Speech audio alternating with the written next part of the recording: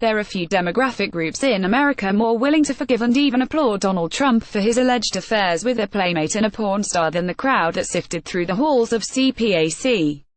The yearly gathering, after all, brings together the activist base of the Republican Party and, to put it bluntly, young male college students. But as they mingled about the Gaylord National Resort over this past week, cpac attendees were neither amused by nor particularly forgiving of Trump's past conduct.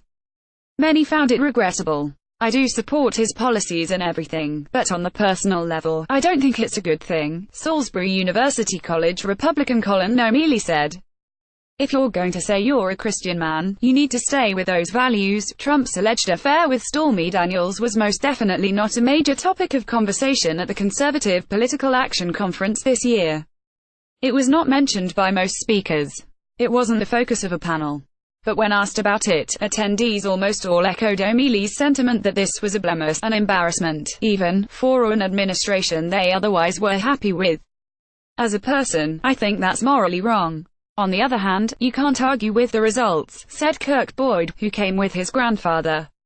"It's a tough area, because it's results versus who he is." And that, in turn, reflected the mood of the crowd more generally. 1 year into the Trump presidency, the conservative base is pleased with the results but tired of the drama. "It's kind of been exhausting and you have to kind of take yourself out of it and not pay attention, which isn't good." Eric Wagner, a first-time cpac attendee, said of Trump's first year in office, "Trump has had a mixed relationship with cpac. The conference helped launch his career in politics in 2011. But he drew a smallish crowd when he appeared a few years later. Attendees tend to be committed conservatives and, to a certain degree, active members of the Republican Party. And, prior to his election, Trump was neither of those. But the 2017 gathering was a triumph for the newly elected president. And the expectation was that, 1 year later, cpac would be a victory lap of sorts. Instead, the gathering was viewed by many there as anticlimactic, even dull. "Last year definitely seemed a lot bigger," said Jacob, a college Republican who attended the conference in 2017. "The thrill of such a bombastic president has worn off." Trump himself seemed to acknowledge as much in his speech. Over the course of a meandering 75 minutes, Trump played all his hits, pledging to build a border wall between the United States and Mexico, criticizing Sen.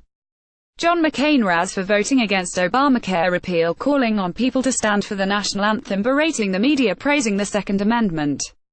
But within that hefty serving of rhetorical red meat, Trump also acknowledged that the movement that propelled him to the White House risked falling victim to complacency. "You just won," Trump said, describing the upcoming midterm elections. "So nobody has that same drive that they had.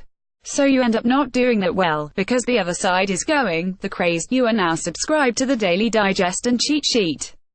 We will not share your email with anyone for any reason." During the overcast days of cpac, the limpness and malaise Trump warned about was on full display. Few other high-profile Republican politicians currently in office even showed up. And even fewer speakers used the occasion to challenge the president or spark a debate about the policy paths he's taken, save a contentious showing by Mona Charen, a longtime conservative commentator, who excoriated Trump for, among other things, the Stormy Daniels matter. "There are people sitting in the White House who brag about their extramarital affairs, who brag about mistreating women, and because he happens to have an R by his name, we look the other way," she exclaimed. For her heresy, Charen was booed and escorted out by security escort for her own safety. Others simply stuck to script.